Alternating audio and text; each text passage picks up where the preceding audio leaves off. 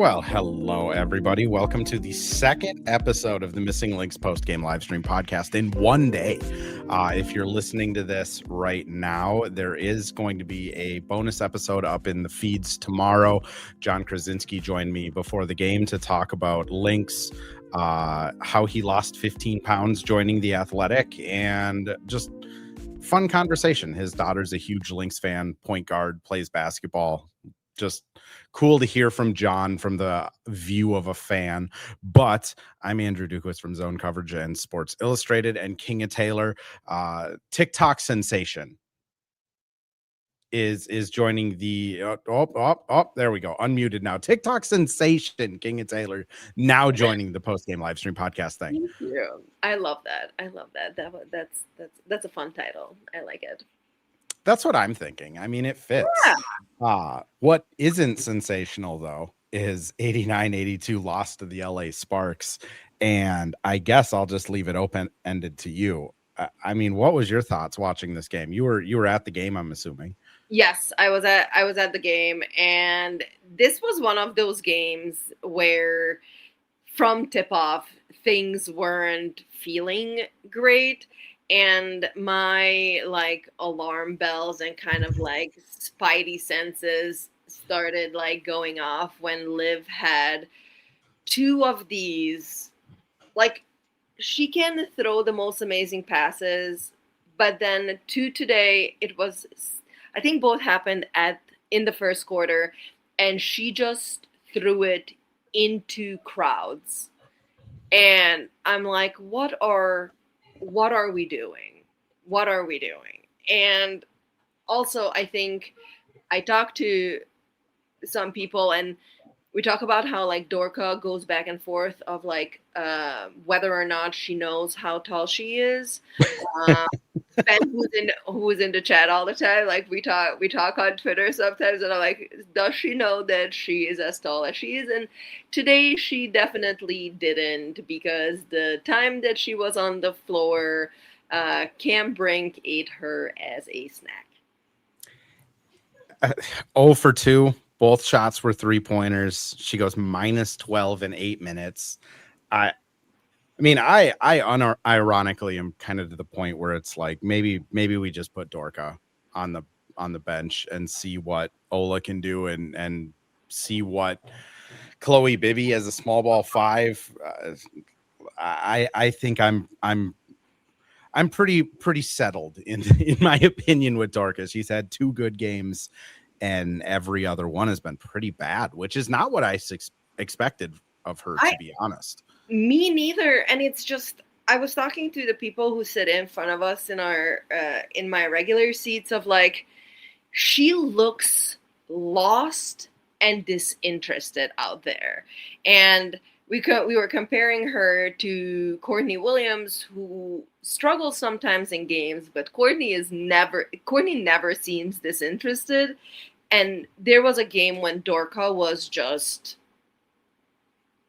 I don't know. I think I would have looked better out there. I'm 5'5" on a good day. Never played basketball. I think I would have looked more like I knew what was going on out there. It's a very disappointing experience. Yeah, I mean, Coach Reeve said something interesting. I think it was, when did we have practice? Yesterday. Gosh, it was only yesterday. It feels like it was a year ago.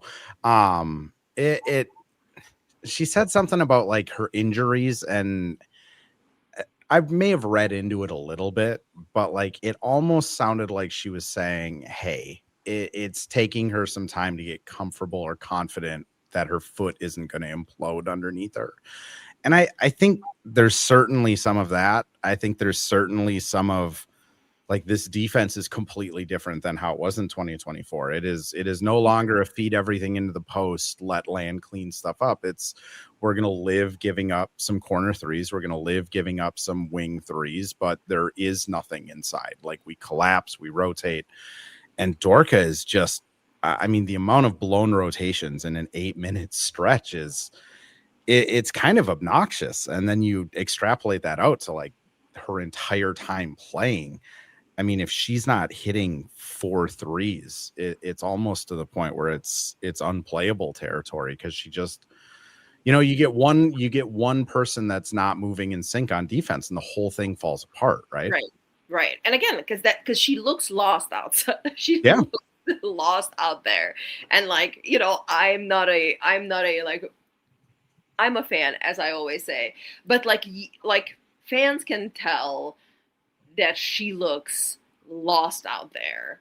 And I think in the games that she has played, I think like there was one good defensive game that I've seen her have. Mm-hmm. I can't remember which one that was. It was a home game, I think, and she looked good on defense, but that's about it. She was fine against Indiana. I wouldn't say that like that Indiana game anyone was like great defensively. I mean, the Toronto game in Toronto, she's fine. It's a Maybe. lot of people are bringing it up in the chat of kind of the simple solution of just sub Ola back in, because Yeah. Ola, you're not going to get the breakdowns. You're not going to get the mistakes as much on defense. I mean, obviously she can't do as much offensively, and she's 6'1" Is also not doing anything offensively. Right. You're not losing literally anything. Right. And, you put Ola out there, and Ola also always looks engaged when she's out there, and like she knows what's happening on the court.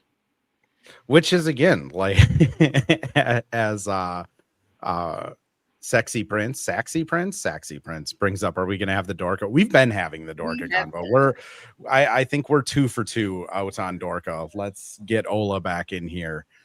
I mean, I'm also very intrigued by Chloe Bibby. I mean, she played small ball 5 most of her time in Europe. She was more of a wing in college, but she's really kind of come into her own as just a 3-point shooting, small ball, Draymond-esque center. Throw her out there, see what could happen, because at some point, I am guessing very soon, Dorka is just going to be end of the bench type of player. I'm actually extremely surprised that we didn't trade her at the deadline. Like it came a point where I'm like, that is the token that you have.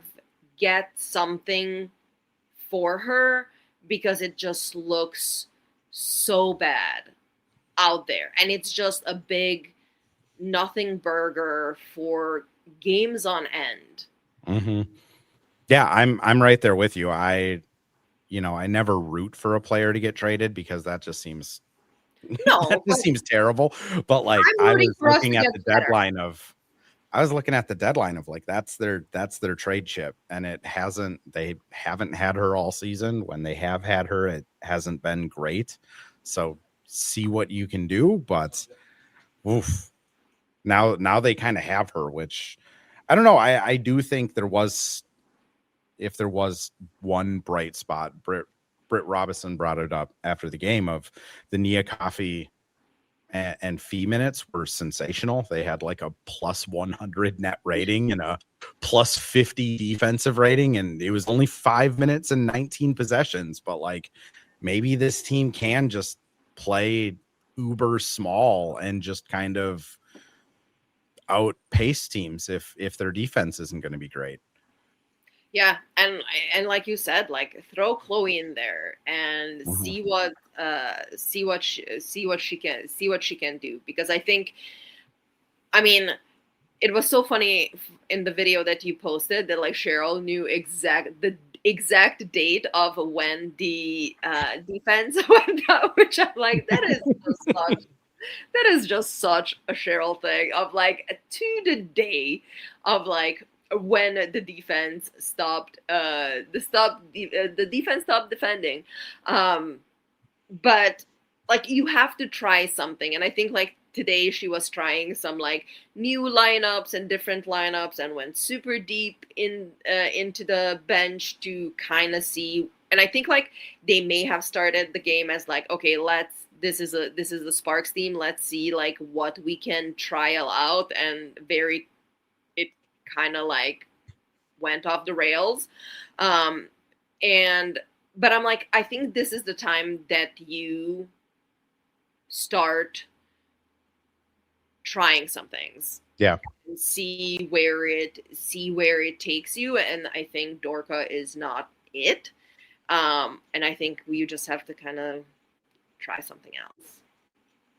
And I mean, credit to Cheryl. She threw Alishka out there in the first quarter. Didn't go well in her 3 minutes and was like, all right, you get to sit the rest of the game. Threw Maya out there.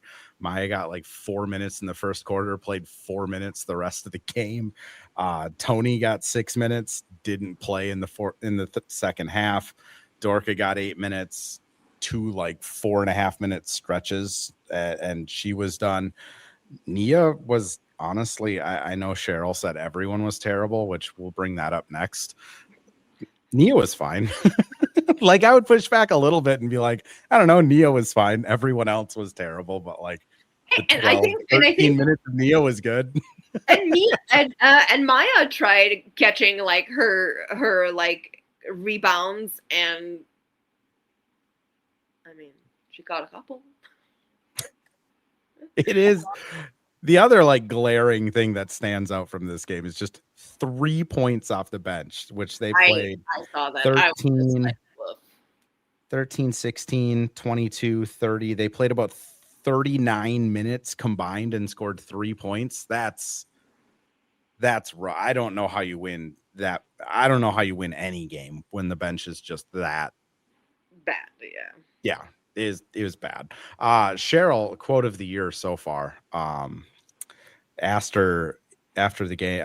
Well, Cassidy got the privilege of the first question, asking about the 5-minute scoring streak at the end of the game, and Cheryl, couldn't effing guard anybody. I followed that up with the hey, so you've been ragging on the guards. Who was it tonight? And her Hall of Fame quote is, every player at every position was terrible.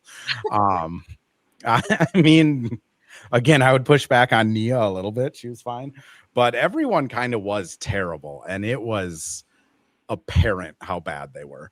Yeah, it was not good at all. My favorite was, I don't know, I think you asked the question and she goes, are you going to talk about the offense? You sound like a player. And I'm like, oh my gosh. Am I going to be sent to the principal's office? That was Cassidy just taking one for the team, taking 2 for the teams. I mean, I've been covering this team for 3 years now, and it's one of those things where it's like they are on a 10-game winning streak. They have a 4-game lead for the 1 seed. They have 12 games left. Like, they should cruise into the 1 seed. But like, performances like this are just unacceptable for Cheryl. And I think she came into this press conference much like she came into the press conference a couple of years ago after a loss to Chicago, and she was just like, this team is terrible. We need to get better, which against the Sparks tonight, they were terrible. But I do think, at least for me, this is going to be a game where I am just going to burn the memory of it and never think of it again. How about for you? I don't think that I think the only thing that is like kind of like, I think I just think about the playoffs, right? Like, as a coach, I don't think that, and someone in the chat was saying how like us as Lynx fans are so spoiled, but I remember like the second round of the playoffs, game 2, my friend and I were like talking about how we are going to get like finals tickets, or what was it? Whatever. But like halftime we were talking about, hey, this is going to be a cakewalk against Phoenix, and we got destroyed, lost, being up by 20. So I think that like this close to playoffs, like your mindset cannot change. And like the interior defense has been not great for several games. Them being locked in on defense hasn't been great. And what Cheryl was saying is, I can't remember. I'm so tired today. I can't remember exactly like her quote, but like this can't like your mindset can change this close to the playoffs. Yeah. And with like what happened last year when they just fell apart that game 2 against the Mercury, like that's just unacceptable. And I think like that's the only thing. And as a coach, you kind of have to do that because you can't let your players be complacent. Oh, when she was saying like if you want to go into a shootout with another team, and I'm like, well, you can't take that risk with any of the top 8 teams because like if we do this against the Mystics are going to like it's going I to be a mean, cakewalk. Like the Mystics would like walk all over us. 46 points in the paint. They gave up 23 of 38 shooting, so almost 75%. I mean, it's yeah. For me as someone covering the team, I'm just going to burn this game in my memory, and it'll never come back to the frontal lobe again. But if this happens on Saturday against the Aces, or if this happens on Sunday against the Wings, or if it continues to arise where they are just giving up so many points in the paint, I think this will be a game that, I'll remember. But honestly, I mean, Cheryl's right. This team's the 11th ranked defense since July 1st. I mean, that is bottom third of the league. That's a legitimately bad defense since July. And I know some people have looked at like, well, who did the Lynx play over that time? They played all but 3 teams. Fever, Liberty. Every other team is not a playoff team, and they're the 11th ranked defense over that time. That's a legitimate problem. And I think to Cheryl's point, she's been bringing this up for like 3 weeks now, where she's like, happy we got the win, not going to give it back, but this is not good. And Yeah.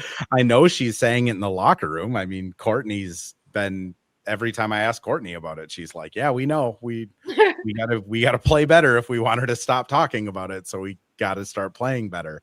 And Yeah. it just kind of continues to be the same thing where it's point of attack defense isn't on point, which part of that is Liv, part of that is Court.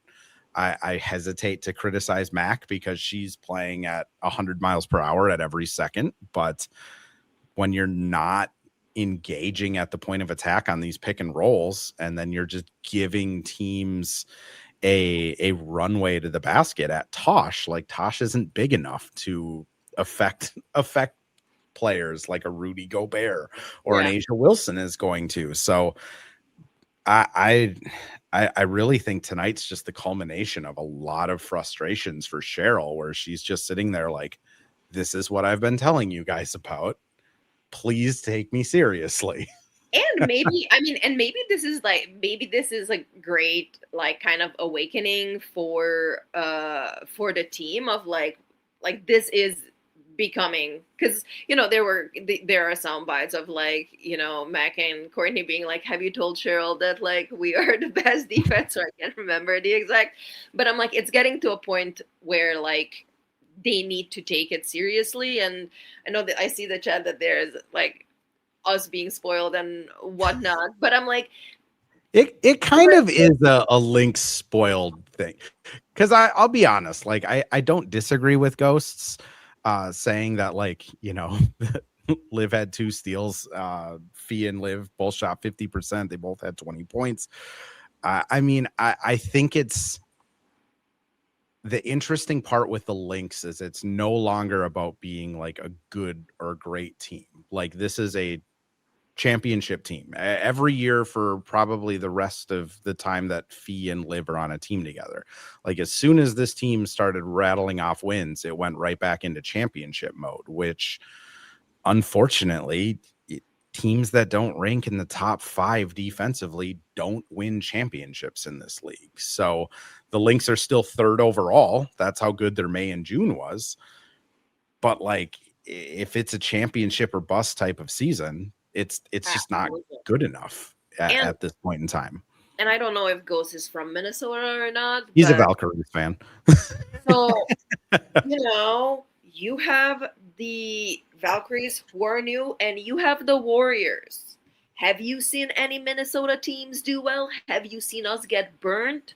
We know what we're talking about or worrying about. Maybe for nothing, but that's just being a Minnesota fan. And it is one of those things I do think, oh, that actually helped this quite a bit. Thanks, whoever turned that light off. It is one of those things where it's this Lynx team has come so close that now it is, how do we change it? Which Ryan brings up, do we think the defense will improve? Like, one, it has to improve. Again, And looking back at champions, WNBA is defense wins a championship to a T. It has to improve. I think what's frustrating from a media side of it is, I talked to Courtney about it pretty regularly. I'd say almost every press conference that I talk to Courtney now, I bring up defense, and she talks a lot about how they need to lock in and start being more connective and start like really focusing on that end. Live tonight, put it plain as day, of it's an effort issue. It's a want to issue. I mean, they can't do it because that's hard, right? I mean, that's the hardest thing to fix, is when that effort level at that side of the ball falls off. Like, I don't know how you fix it, which I guess, what's your thoughts on that? Hearing that it's an effort thing more than anything else. Like, I think, like, we know that they can play better defense because we have seen them play better defense, and I don't know where it comes from, like the not really paying attention, the not connectiveness. How much is that complacency? But like, how much is that complacency that, like, we do have an Olivia Miles, and now Fee is back, and we have been the number one team in the league, and like, yes, we were in this situation last year again, but we only have like 4 returning players from that roster, and how much of it is bravado, how much of it is like we can turn it on when it matters, and we've heard that with other of our franchises.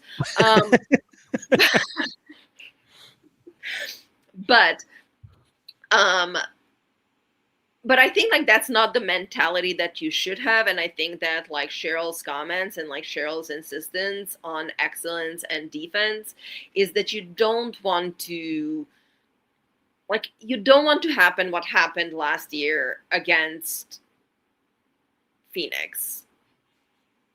Yeah. And because weird things happen, and like so many, like when the playoff starts, it's everybody resets at 0, everything is 0-0, right? There's no standings, it's just the playoffs, and we know that the Aces can turn it on in an amazing fashion, but like, do we know if we can turn it on like that? And I think that's just Cheryl's point of like, you need to set that mentality now and go in with that mentality until we are no longer playing basketball this year.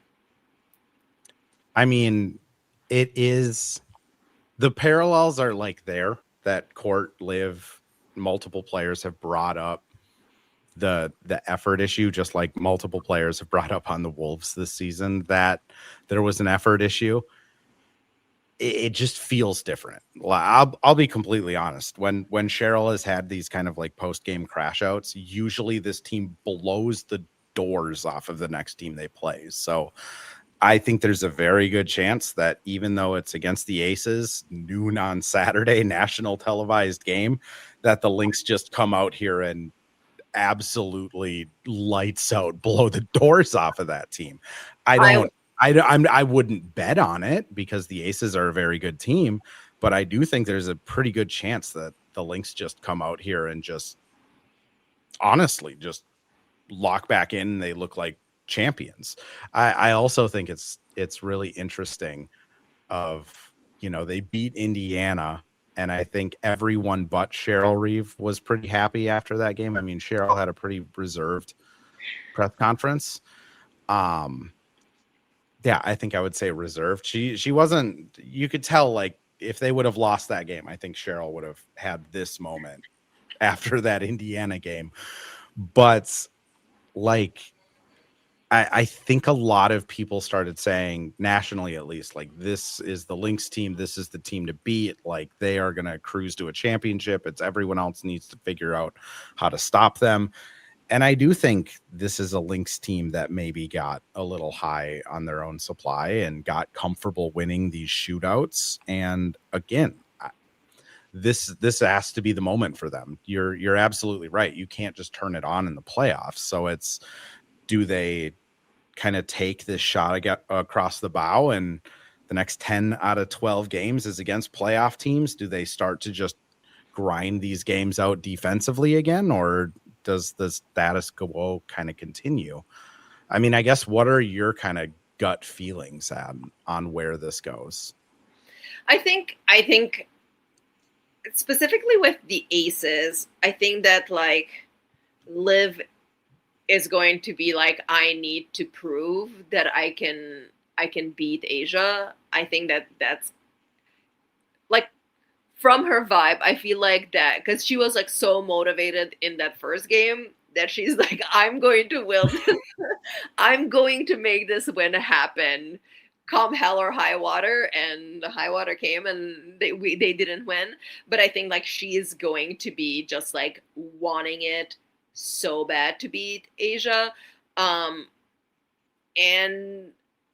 I don't know. I think generally players respond well to Cheryl. So I'm definitely, we're definitely going to see better defense on Sunday. Whether we win or not, I think the attention to detail is going to be there, and the connectiveness, and just being more mindful of what's happening on defense than what we've seen today, and then in the last couple of games, several weeks. It's going to be so interesting.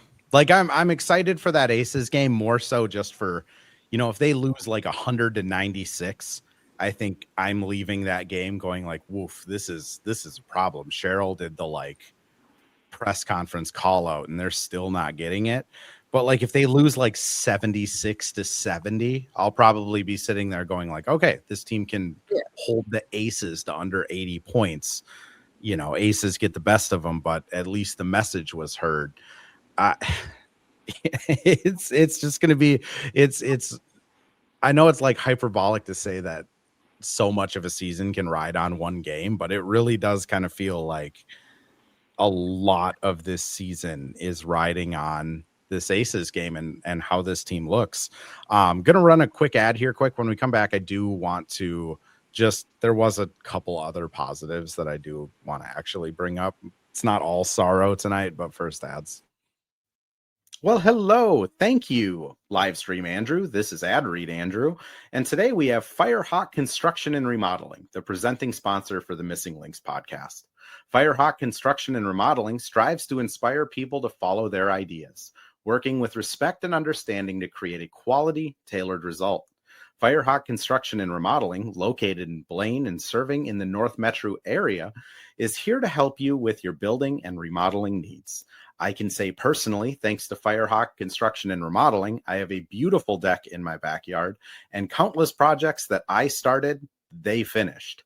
Get started on your new deck or remodel today by calling Isaac at 763-710-5686. And we're back with another ad read, this time for Pence Homes, the presenting sponsor of Hitting the Hardwood Network. From the best tools and technology to transparency throughout the entire process, Nate Pence and the Pence Homes team is the top choice for buyers, sellers, and is proud to support you and your home ownership goals. Get started today by calling 612-308-1122 or by emailing info@pencehomes.com. So I'm going to start with Fee here first. 33 minutes, 30 seconds. She did get a 4-minute blow in the first quarter, pretty much. Well, 2.5, 3. Yeah, we'll call it 3.5 minutes or so. I mean, 3.5 minutes of rest in the first quarter and then 3 minutes of rest for the rest of the game. I mean, Fee's kind of back. I would say that the minutes restriction is gone after tonight. I think so too, and I think her shot has looked way better today, and I think she is still kind of getting back her touch on threes. I think like her touch on threes doesn't seem fully back, but otherwise, I think that she is almost back to like fee from last fee from last year. But yeah, it was awesome. It was awesome to see how she was finishing, and I'm like, oh my gosh, it's back. It's looking like it did last year. Whereas like it's such a stark difference from even that Indiana game to this Mhm. game of what it, like she was like the first, I think her first stint or the first half of like the last, I mean, she's only played like 4 games, but like last game and the game before that, she needed that time to kind of like get the feel um, Mhm. of her shooting, and I think today it looked really really good. I think there's still maybe some things on her shooting the three of how kind of where the rust is, um, but other than that, I think she looked really really sharp and crisp. Yeah, the three didn't look, to your point, like the three didn't look great. I mean, you take that 1 for 4 out, and she went 9 of 16 from the floor, which is obnoxious. And as Jean says, she did get stuffed a couple times too. Brink got her on like a turnaround and kind of one of those little scoop up and under type shots. So I mean, 9 of 16, and you get blocked twice by Brink, who is just obnoxiously long. And Like, she can use her hands. yeah, that and she can catch the ball. Oh, I mean, it's one of those things where I felt Fee's offensive game was really good. She also had 5 offensive rebounds. I mean, one of them was a trademark me bound where she chunked a live pass and then put it back in. But like 4 offensive rebounds, if you take that out, 6 assists, 8 total rebounds. Fee said it after the game. The rebounding is the thing. I think she said it generalized as the Lynx need to get better at it. She plays 33 minutes and has 3 defensive rebounds. I mean, that's the Fee that I've never seen before. I think that's I think that's the part where Fee does need to. I don't know if it's like get more comfortable. I don't know if it's an ankle thing where she's a little hesitant to be in the paint like that. But if I were to like point at a thing and be like, hey, that's where Fee is not playing at a Fee level, it's the rebounding things. I mean, we're used to seeing Fee pull down a rebound every like minute and a half. yeah, yeah. I think it just needs. I think she just, and then maybe like FIBA is going to be great for that to get some more reps in. And I don't know, like if she like catches her breath and like her heart stops when she falls, but Mhm. I still like every time that she falls, I just have like a mini heart attack. I'm like, is she gonna get up? Um, so, but And she's as getting. Jeremy brings up, I mean, 3 turnovers, not great when it's your post player. 5 minutes to close the game, no one on the link scored. That's not great Nope. for your star. I'm not sitting here saying like Fee's the player of the game. I think it was encouraging some of the stuff that we saw. Kind of like I said before the break, like it's not all despair, but there are some things where it's like, we didn't see a live Fee pick and roll at all in that last 5 minute stretch. It was either a Yeah. Fee ISO or a live Howard pick and roll. Like why isn't that happening yet? And I hesitate to put blame on Cheryl with that because Cheryl entrusts Liv to do what the game calls for in those moments.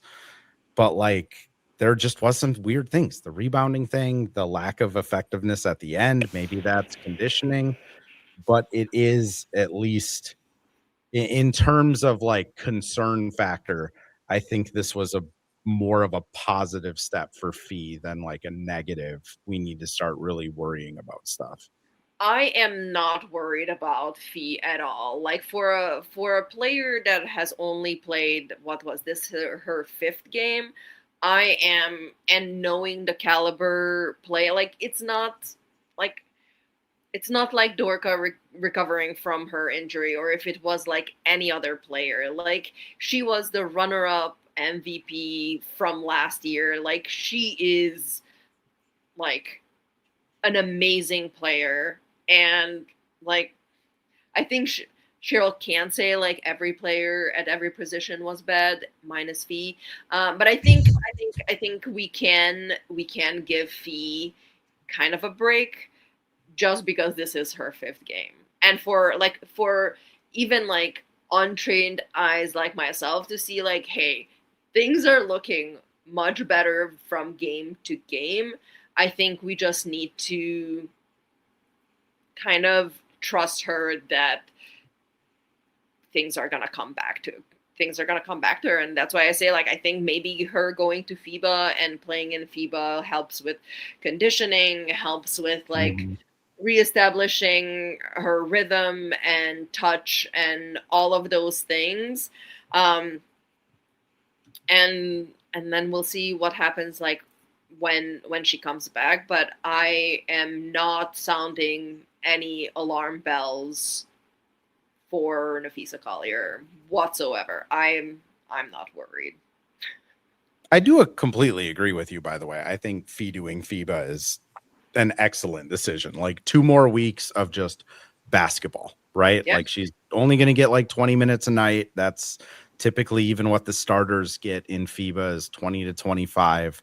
She's going to get another 6 games of just running up and down the court, like live ball conditioning, and then get her back for the final 4 games here in Minnesota before, you know, they go into the playoffs. I mean, the other thing, a couple people have mentioned it in the chat of just how banged up this team is. It's always tough when they don't, like, no one's on the injury report, right? Chloe Yeah. Bibby was on it for personal reasons. I'm assuming she's still trying to figure out like Minneapolis and what to do. The only other person was Emma, who's obviously out with the knee injury. I mean, Nia Coffey is banged up. Like she had the shoulder thing all season. She's had ankle stuff going on. She's been punched in the face a lot.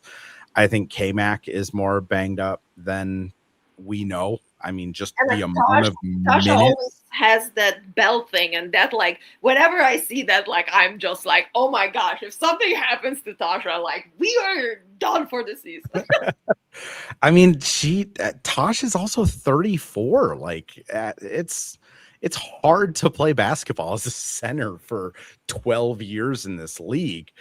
I just think even like Maya Caldwell, I think is probably dealing with something to get 2 weeks where one of those weeks everyone's just gonna leave the city. Max going to Hawaii, Maya's going back home. Like just everybody gets a chance to get a break, And it's like vacation. an actual break, not like Mhm. we're partying and running on Crown Apple type of break. I think that that's going to be probably helpful for everyone. Like, And again, like Olivia Miles has played basketball nonstop since October. That's insane that she's played 10 months of basketball with nothing more than a week and a half, 2 week break. and And it's then insane. Like, the players that are going to FIBA are Fee, who has not had a lot of basketball. You have Lishka. She's not played a ton. Chloe, not played a ton. Dorka can use the minutes. Tony can use the minutes. Like the players that are going to this tournament are players that like actually could use, 20, 30-minute games just to kind of get into a rhythm. I think it's going to help this team a lot more than maybe even I realize at this moment, just because they're going to be able to get it's honestly like almost kind of like the abbreviated version of the COVID break for the Lakers, where like LeBron just gets to rest for 2 months. Like I'm pretty interested to see how that looks when they all come back and everyone's fully healthy. If this team just kind of snaps back to where they were at the beginning of the season. I mean that's what I want. That's what I want to see, because I think like All-Star break was, it's kind of a joke if you think about it as like a break, because it's not, it's a weekend and most of it is like your star and star caliber players are at All-Star, whether they're playing at the All-Star game or not playing at the All-Star game, and it's an all-out festivities for 4 days straight, and then you're back at practice. And I think that this just gives these players, and like you said, like the fact that like you rookies haven't stopped playing, haven't had a break. It's insane. Since October, like that is just insane. Like that doesn't happen. Like NBA rookies are. If this was any other league, could you imagine like the NFL? They just get drafted 2.5 weeks after their season ends, and then they go to training camp. Like NBA, like any other league would be like burning stadiums down over this stuff. And the WNBA, it's just like, yeah, Liv, I hope you enjoyed the week and a half in between the tournament ending and the combine. And then you'll get another week and a half before training camp. And then you're going to play nonstop until November.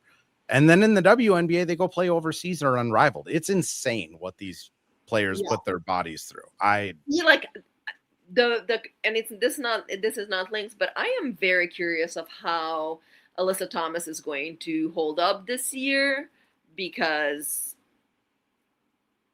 like she came from unrivaled to the W season, and then she's going to Project B to back immediately to the W next year. And I'm just like, how is that possible? And it's just, athletes are not like us. No, they aren't. And WNBA athletes aren't like anybody. Kinga, we've hit 40 minutes though. Thank you so much for doing this. Where can people find you on TikTok? People can find me on @KingaB on TikTok and Instagram, and mostly that. Perfect. Go follow Kinga B. Yes, Ghost, Project B is actually happening. If you tuned into this late, I am going to warn you guys, it will be up on YouTube and X just like normal, but I'm planning to have this episode come up on Spotify, Apple Music, all of that Saturday morning at 7 a.m. instead of Friday morning, because we have the John episode. But thank you everyone for listening, and we'll be back Saturday.